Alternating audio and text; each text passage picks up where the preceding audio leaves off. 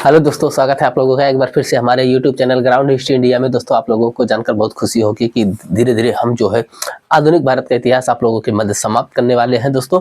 और ऐसे ही ब्रीफ में कंटेंट के साथ जो भी आप लोगों को कंटेंट प्रोवाइड कराया जा रहा है दोस्तों, एकदम बेहद उम्दा तरीके से और एकदम विस्तृत एनालिटिकल अप्रोच के साथ जो है दोस्तों हम आपको पढ़ाने का प्रयास करते हैं। दोस्तों, मेरा नाम है श्रवण कुमार। आप लोगों के मध्य जितना क्लास जाया करें दोस्तों, आप थोड़ा सा और दूसरे लोग भाई बंधुओं के पास भी थोड़ा सा शेयर कर दिया करिए। इससे क्या होगा, चैनल थोड़ा सा बढ़ जाएगा दोस्तों। और लोगों के जो हमारा ग्राउंड हिस्ट्री इंडिया चैनल के माध्यम से हम लोगों को फ्री ऑफ कास्ट एजुकेशन देने का प्रयास करते हैं दोस्तों। हमारा सपना भी पूरा हो जाएगा, आप लोगों की आकांक्षाएं भी पूरी हो जाएंगी, दोनों लोगों की चलता रहेगा दोस्तों।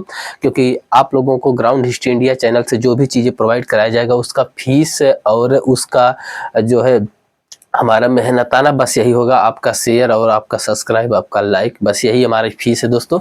चलिए, अगर आप पूरा इतिहास पढ़ना चाहते हैं, एकदम संपूर्ण आधुनिक भारत का इतिहास, आप हमारे चैनल पे जाइए। वहाँ पर हमने प्लेलिस्ट बनाया है आधुनिक भारत के इतिहास के नाम पर। सारी क्लासेस सीक्वेंस में है, आप पढ़ सकते हैं हर एक चीज़। अगर किसी क्लास में आवाज़ को लेकर के या कोई किसी टॉपिक को में कुछ प्रॉब्लम्स है, आप हमें कमेंट में बता दिया करिए, सर इस टॉपिक में ये प्रॉब्लम्स हैं। अगर आप कहेंगे कि सर इस टॉपिक को आप एक बार फिर से पढ़ा दीजिए, अपलोड कर दीजिए, तो हम उस क्लास को फिर से पढ़ा देंगे। आपका सुझाव सर आंखों पर रहेगा, उम्मीद करते हैं आप ऐसा करेंगे। चलिए, आइए देर न करते हुए शुरू करते हैं दोस्तों। इसके पहले वाले क्लास में हमने आपको बताया था, यानी आज की क्लास स्टार्ट करें इसके पहले थोड़ा सा जो कल वाली क्लास में जो हमने आपको बताया था उससे थोड़ा सा बता दें। इसके कल वाली क्लास में हमने आपको बताया था कि भारत छोड़ो आंदोलन गांधी जी ने चलाया। भारत छोड़ो आंदोलन जो है गांधी जी ने करो या मरो का नारा दिया, कांग्रेस ने भी समर्थन दिया और अंततः हुआ कि अंग्रेजों ने सभी प्रबुद्ध व्यक्तियों को, यानी राजनीतिक रूप से जो भी प्रबुद्ध व्यक्ति थे, चाहे गांधी जी थे, चाहे कांग्रेस के जितने भी सदस्य थे, उन सभी लोगों को अरेस्ट करके अलग अलग जेलों में बंद किया था। कहाँ कहाँ बंद किया था, ये सारी चीजें हमने आपको बताया था। जैसे आगा खान पैलेस में जो है महात्मा गांधी को रखे थे हैं दोस्तों। और वहीं भारत छोड़ो आंदोलन के दौरान उसी आगा खान पैलेस में ही महात्मा गांधी की पत्नी की मृत्यु होती है और उनके एक सहयोगी होते हैं, उनकी भी मृत्यु होती है। तो सारा डिटेल हमने आपको बताया। फिर अंतोगत होता क्या है, गांधी जी को फाइनली जो है दोस्तों अंग्रेज छोड़ने पर भी मजबूर हो जाते हैं, यानी गांधी जी को ही अंग्रेज छोड़ भी देते हैं। फिर हुआ क्या था दोस्तों, 1944 में आते आते गांधी जी को छोड़ा जाता है दोस्तों। फिर उसके बाद एक फार्मूला आता है जिसे कहा जाता है राजा जी फार्मूला या गोपालाचारी फार्मूला 1944 में। और इस फार्मूले में जो सुझाव था उसके बारे में हमने आपको अच्छे से डिटेल में बताया था और बताया था कि सिराज गोपालाचारी फार्मूला क्यों निरस्त कर दिया गया था।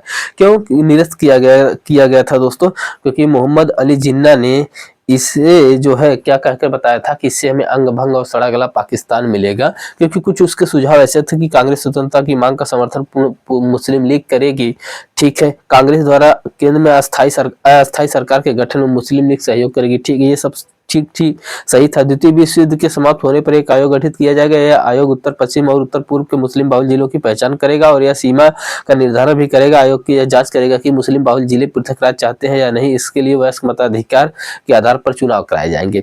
ये कुछ राजगोपालाचारी या राजा जी फार्मूले में प्रावधान थे। सभी दलों को चुनाव या मतदान से पूर्व अपने अपने विचारों को प्रचारित करने का अधिकार दिया जाएगा और निवासियों की अदला बदली उनकी स्वेच्छा पर किया जाएगा। यदि विभाजन का प्रस्ताव पास हो जाता है तो उस स्थिति में भी रक्षा, वाणिज्य, यातायात एवं संचार इत्यादि का संचालन एक संयुक्त समझौते के द्वारा होगा। इस प्रस्ताव की सभी शर्तें तभी लागू होंगी जब ब्रिटेन सत्ता भारत को सौंप देगा, यानी संपूर्ण सत्ता भारत को सौंप देगा, तभी इस शर्तों पर बात होगी। ये राजा जी फार्मूला था। इसी फार्मूले का विरोध करते हुए मोहम्मद अली जिन्ना ने कहा था कि इस राजा जी फार्मूले से हमें तो अंग भंग सड़ा गला पाकिस्तान मिलेगा। और इसका विरोध जो है दोस्तों हिंदू महासभा के तत्कालिक सदस्य थे विनायक दामोदर सावरकर और श्यामा प्रसाद मुखर्जी, इन्होंने इस प्रस्ताव का भी विरोध किया था। ये उदारवादी दल के नेता थे श्रीनिवास शास्त्री ने भी इस फार्मूले का विरोध किया था, जबकि दलित नेता पेरियार ने इसका समर्थन किया था और कहा था कि संप्रभु राज्य का निर्माण यही से मार्ग प्रशस्त होगा। इस चीजें बताया था। इसके बाद ये फार्मूला निरस्त होता है। फिर उसके बाद आता है क्या दोस्तों, कौन सा फार्मूला, देसाई लियाकत फार्मूला। देसाई लियाकत फार्मूले का प्रबंध क्या था, हमने इसके वाले क्लास में आपको बताया है।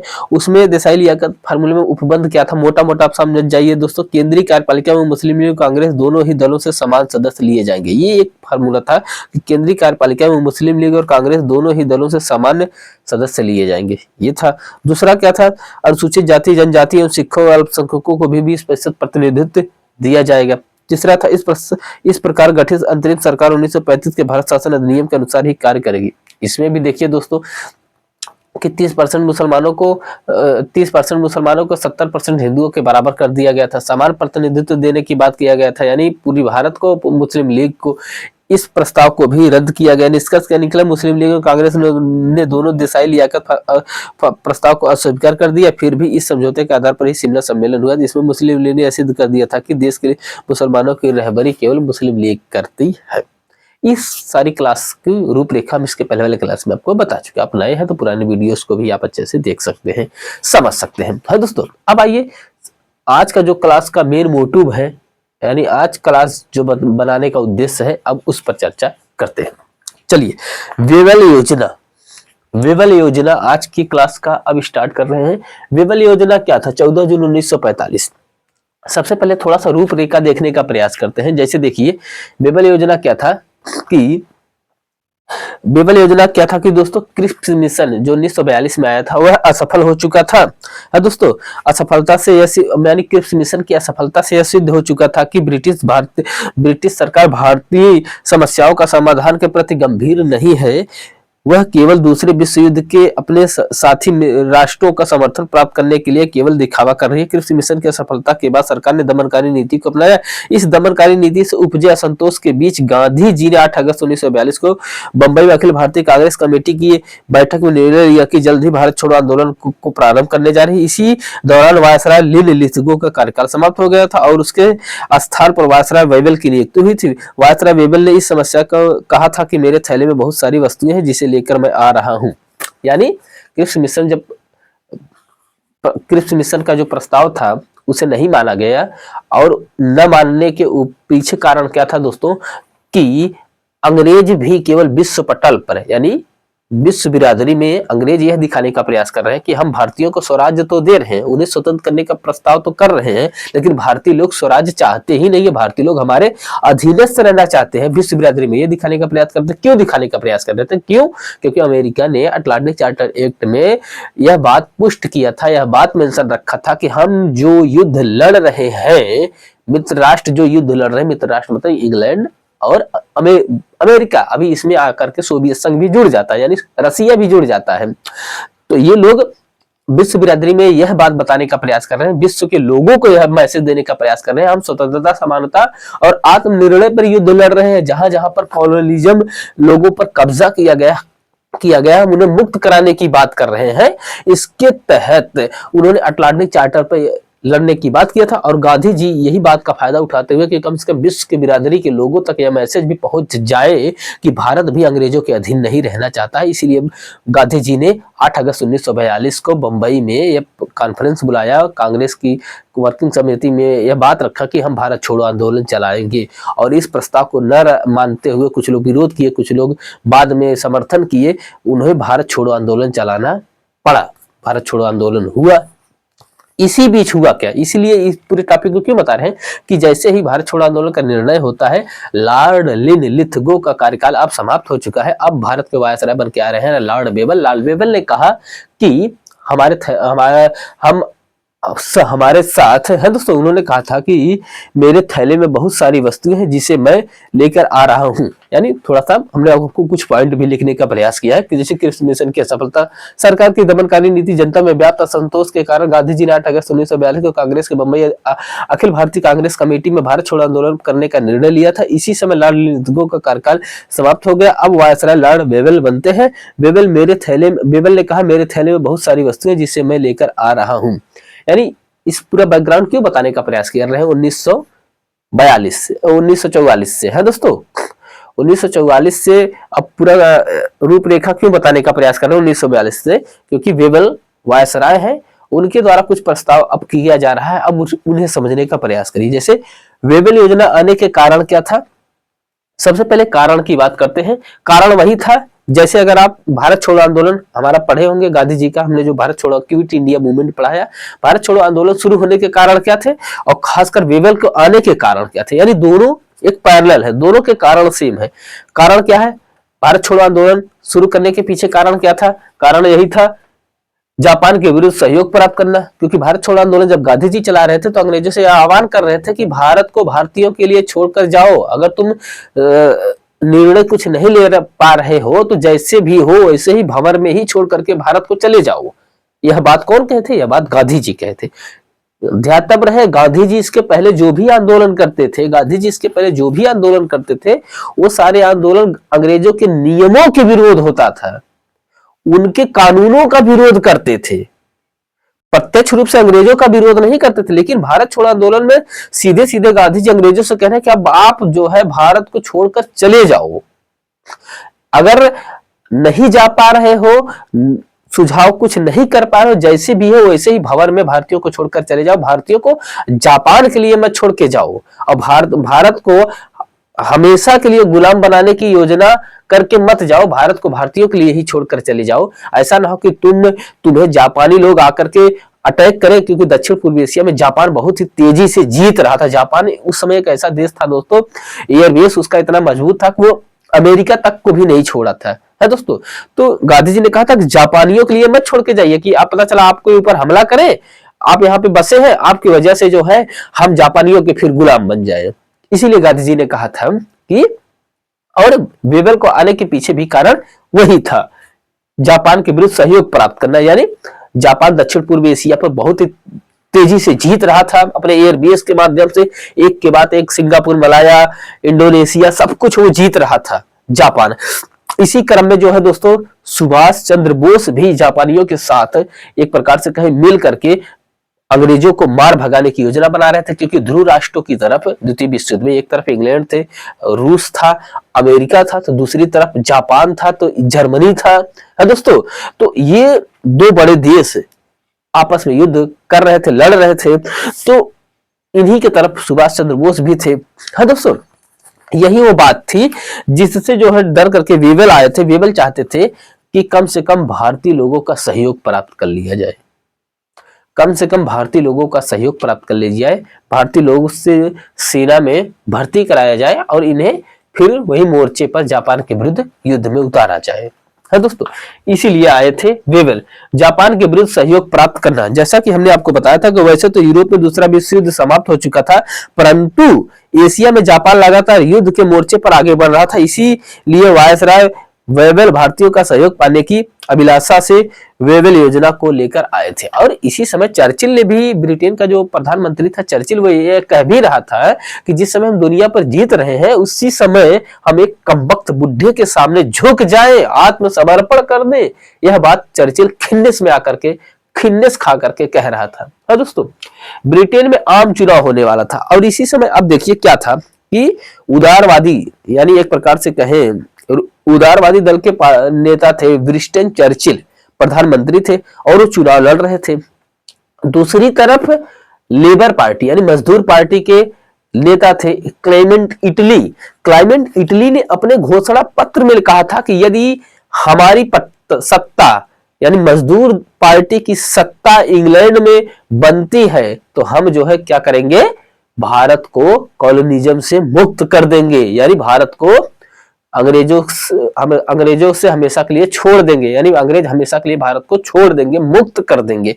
यह बात क्लेमेंट इटली लेबर पार्टी के जो नेता होते हैं वो करते हैं। आगे चलकर यही क्लेमेंट इटली ब्रिटेन के प्रधानमंत्री बनते हैं, यह भी घोषणा भी करते हैं। ठीक है, तो आजादी मिलने की कहीं ना कहीं एक रूपरेखा ब्रिटेन का आम चुनाव भी होता है।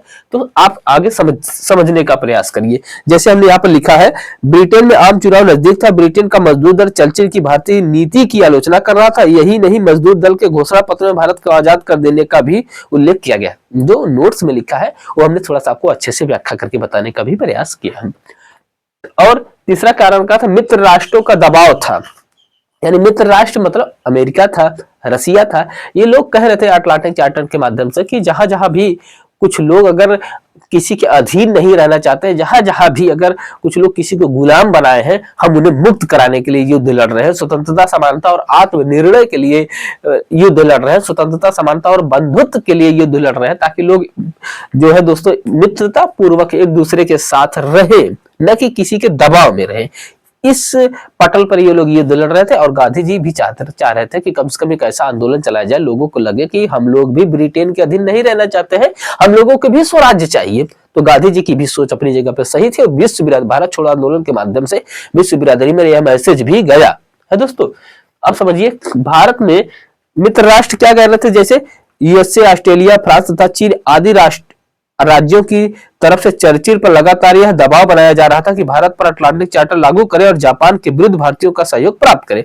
यानी यूएसए, ऑस्ट्रेलिया, फ्रांस तथा चीन आदि राज्यों यानी आदि राष्ट्रों ने, यानी आदि देशों ने, यूएसए हो गया, फ्रांस हो गया, ऑस्ट्रेलिया हो गया, है दोस्तों, चीन हो गया, यह देश भी चाह रहे थे कि अटलांटिक चार्टर की बातें भारत पर भी लागू हो, भारत को भी छोड़ा जाए, अंग्रेज मुक्त करे, भारत भी अपना आत्मनिर्णय, अपना सरकार स्वयं बनाए, स्वयं चलाए। इस राष्ट्र का दबाव भी था, है दोस्तों। और भारत में इस समय भयंकर अकाल पड़ा था।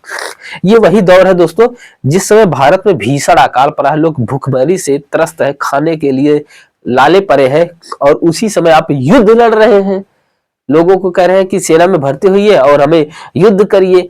खाने की परिस्थिति बहुत बुरी है, दयनीय है। जैसे देखिए, वैसे तो 1943 में संपूर्ण भारत अकाल की चपेट में था, परंतु बीजापुर, मालाबार, उड़ीसा एवं बंगाल में इसका प्रभाव सर्वाधिक था। इस प्रकार युद्ध एवं अकाल दोनों के सम्मिलित प्रभाव के कारण वस्तुओं की कीमतें बढ़ चुकी थी, जिससे जनजीवन अस्त व्यस्त हो चुका था। यानी एक तरफ आपके सामने लोगों को खिलाने के लिए अनाज नहीं है, दूसरी तरफ आप उनसे युद्ध लड़वा रहे हैं, यह भी एक बहुत बड़ा कारण था। दोस्तों बेबल योजना आने के पीछे अब सोचिए, नेताओं की गिरफ्तारी से जनता में आक्रोश था। आप एक तो कह रहे हैं कि हम स्वतंत्रता, समानता, निर्णय पर युद्ध लड़ रहे हैं, दूसरी तरफ जितने कांग्रेसी नेता हैं, जितने भी राष्ट्रवादी नेता, उन सबको उठा करके आप जो है भूसा की तरह जेलों में ठूस रहे हैं, भर रहे हैं। ठीक वही हाल जो है गांधी जी को जैसे गिरफ्तार किया गया था, नेहरू को, पटेल को, सरदार वल्लभ भाई पटेल को, राजेंद्र प्रसाद को, जितने लोग थे सबको जो है आप जेलों में भर रहे थे। इससे भी जनता कहीं न कहीं आक्रोशित थी। जैसे आप समझिए थोड़ा सा विस्तार में, भारत छोड़ो आंदोलन के दौरान जिस प्रकार से जनता का दमन किया जा रहा था और नेताओं को गिरफ्तार करके जेलों में भरा जा रहा था, उससे भारतीय जनता में असंतोष का उत्पन्न होना स्वाभाविक था। उपरोक्त समस्याओं के समाधान के लिए 21 मार्च 1945 ईस्वी को वेवल लंदन गए। यानी इसी समस्या, ये जो सारी समस्याएं थी, इसी समस्याओं का समाधान करने के लिए बेबल जो है दोस्तों 21 मार्च 1945 को लंदन गए थे और वहां पर ब्रिटिश सरकार के प्रधानमंत्री विंस्टन चर्चिल और भारत मंत्री लॉर्ड एमरी से विमर्श करते हैं। यानी भारत के मामलों की देख रेख के लिए ब्रिटेन में एक मंत्री होता था लॉर्ड एमरी, और ब्रिटेन के प्रधानमंत्री चर्चिल से विचार विमर्श करते हैं। करने के बाद 4 जून 1945 को वापस आकर 14 जून 1945 को बेबल प्लान प्रस्तुत किया था। इस योजना का उद्देश्य भारतीय समस्याओं का समाधान खोजना था। अब था क्या, यानी हमने आपको बता दिया सब कुछ एकदम डिटेल में दोस्तों। अगर आप थोड़ा सा डेट मत जानिए, 14 जून 1945 को बेबल प्लान प्रस्तुत किया गया था, यहाँ पर हमने लिखा है उसी डेट को। हाँ दोस्तों, कब गए थे तो लेक्चर में आपको बता दिए हैं। Oh my God, light cut गया यार। तो अब हुआ क्या था दोस्तों, थोड़ा सा समझ जाइए, क्योंकि लाइट तो कट गया है। देखे दिख रहा है कि नहीं?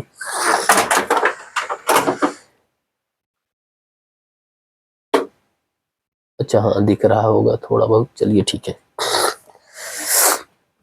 यानी थोड़ा सा बचा था दोस्तों, समझ जाइए कि वेबल प्लान का जो मुख्य उद्देश्य था वह क्या था, थोड़ा सा आप इन्हें समझ जाइए।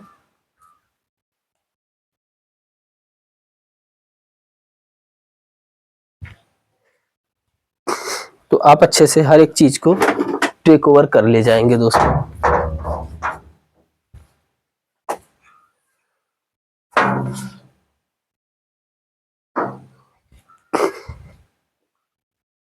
देखें दिख रहा है कि नहीं?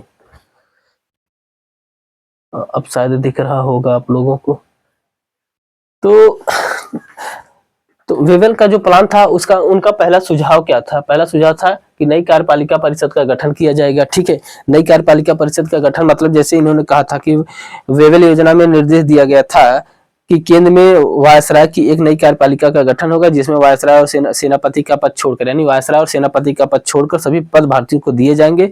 एक नई कार्यपालिका में कुल 14 सदस्य होंगे, जिसमें सभी दलों को प्रतिनिधित्व दिया जाएगा। मुस्लिम जनसंख्या की आबादी कुल जनसंख्या का 25% थी, फलतः उन्हें 6 सीटें देकर महत्व दिया गया। विदेशी विभाग भी भारतीयों के हाथों में होगा।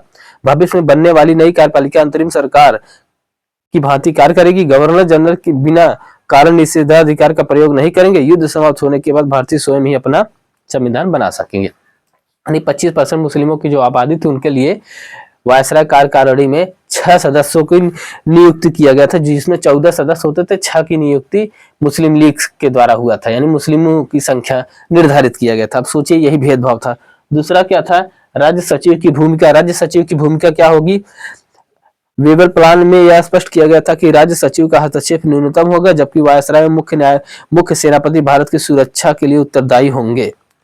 और इन्हीं सब चीजों की जो है दोस्तों, इन्हीं सब बातों पर, वेबर प्लान पर बात करने के लिए शिमला में एक सम्मेलन होता है। शिमला में सम्मेलन क्यों होता है? क्योंकि अंग्रेजों की जो गर्मी के समय की जो राजधानी होती है वो शिमला होती है। ठंडे प्रदेश के रहने वाले ये लोग होते हैं, तो शिमला उस समय मई जून के महीनों में भी शिमला इंग्लैंड की तरह ही होता है दोस्तों, उतनी ठंडी वहां पर भी होती है। तो शिमला में सम्मेलन होता है, और वो सम्मेलन होता है 25 जून से 14 जुलाई 1945 तक।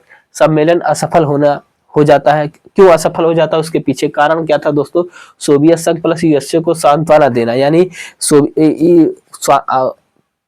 किसी निर्णय, सामान्य निर्णय पर न पहुंच सके, ऐसा प्लान अंग्रेजों का ही था कि भारतीय लोग इस बात को न माने और विश्व बिरादरी में यह बात भी पहुंच जाए कि हम भारतीयों को स्वतंत्रता तो दे रहे हैं, लेकिन भारतीय लोग स्वतंत्रता ले ही नहीं रहे हैं, भारतीय लोग हमारे अधीनस्थ रहना चाहते हैं।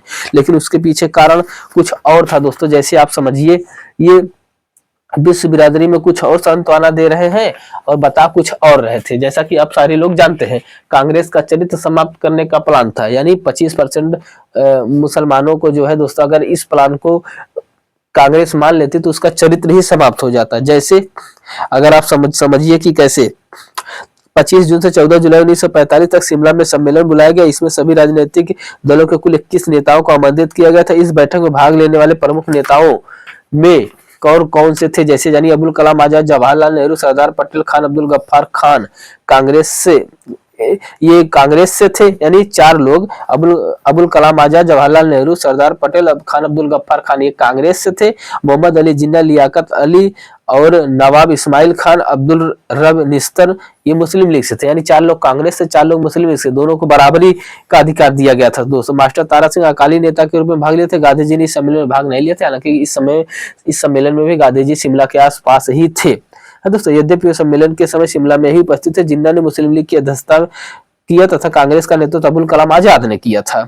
शिमला सम्मेलन में मुस्लिम लीग के अध्यक्ष जिन्ना की दलील थी कि देश के समस्त मुसलमानों का नेतृत्व केवल मुस्लिम लीग ही करती है। कांग्रेस ने इस दलील को नहीं माना, क्योंकि फिर तो कांग्रेस क्या होती? अगर जिन्ना ने यह कहा कि सभी मुस्लिमों का नेतृत्व जो है मुस्लिम लीग करती है, अगर यह बात बेबल योजना की मान लेते तो कांग्रेस एक हिंदूवादी पार्टी के रूप में प्रस्तुत हो जाती, हिंदुओं का केवल नेतृत्व करने वाला प्रस्तुत हो जाती है, कांग्रेस का चरित्र ही समाप्त हो जाता।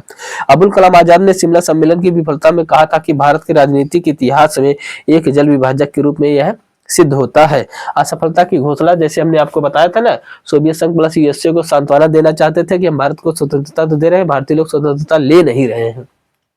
कांग्रेस का चरित्र समाप्त हो जाता। क्यों? क्योंकि मुस्लिम लीग ने कहा कि समस्त मुसलमानों का नेतृत्व केवल मुस्लिम लीग करती है। अगर यह बात तो कांग्रेस मान लेती तो कांग्रेस का चरित्र ही समाप्त हो जाता, क्योंकि कांग्रेस एक हिंदूवादी पार्टी के रूप में प्रस्तुत हो जाती विश्व के पटल पर, है दोस्तों। मुस्लिम लीग को वीटो दिया गया था। इस बेबल योजना में मुस्लिम लीग को ज्यादा अधिकार दिया गया था। 4 लोगों को कांग्रेस की तरफ से बुलाया गया था, 4 लोगों को मुस्लिम लीग की तरफ से बुलाया गया था, और 25% मुसलमानों को जो है दोस्तों 75% हिंदुओं के बराबर कर दिया गया था, है दोस्तों। बेबल प्लान में हिंदुओं का अपमान हुआ था, हमने आपको बताया गया था। 70% बराबर 30% कर दिया गया था, यानी 70% हिंदुओं को 30% मुसलमानों के बराबर कर दिया गया था। यही था दोस्तों बेबल योजना। आया क्यों था, कारण क्या था, और विफल क्यों हुआ, हमने सब कुछ आपको बताने का प्रयास किया है दोस्तों। तो क्लास में वो सारी चीजें जो परीक्षा के उपयोग से महत्वपूर्ण है, वही सारी चीजें लिखने का प्रयास करते हैं, और बाकी चीजें लेक्चर में कन्वर्ट करने का प्रयास करते हैं। बहुत बहुत आभार, धन्यवाद। जहां तक पहुंचा करिए दोस्तों, क्लास को थोड़ा सा शेयर कर दिया करिए। धन्यवाद।